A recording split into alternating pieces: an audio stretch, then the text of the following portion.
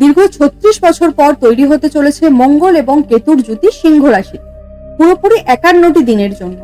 এবার সিংহ রাশি কি? সিংহ রাশি হচ্ছে একটা অগ্নিতত্ত্বের রাশি এবং এই রাশির অধিপতি দেবতা সূর্য, যে কিনা নিজেই রাজা। আবার মঙ্গল ও অগ্নিতত্ত্বকেই রিপ্রেজেন্ট করে থাকে এবং কেতু একটি পাপক গ্রহ।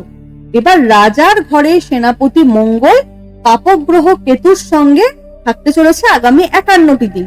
মীন রাশি বা মীন লগ্নের মানুষদের ক্ষেত্রে এই মঙ্গল কেতুর জুতি কিন্তু তৈরি হচ্ছে আপনাদের 6th হাউস। অর্থাৎ আগামী যে 51টি দিন থাকছে, এই আগামী 51টি দিনে কিন্তু মীন রাশির মানুষদের আকস্মিকভাবে শরীর স্বাস্থ্য কিছুটা খারাপ হয়ে যাওয়া, শারীরিকভাবে ইমিউনিটি লো হয়ে যাওয়া, এনার্জি লো ফিল করা, কাজকর্মে মন না লাগা, এবং এই সময় কোথাও থেকে যারা ধার নেবেন, যারা মীন রাশির ব্যক্তিরা ধার নেওয়া বা লোন নেওয়ার কথা ভাবছেন, তাদের উদ্দেশ্যে বলছি আগামী 51টি দিন কিন্তু কোথাও থেকে লোন নেওয়ার কথা একদমই ভাববেন না।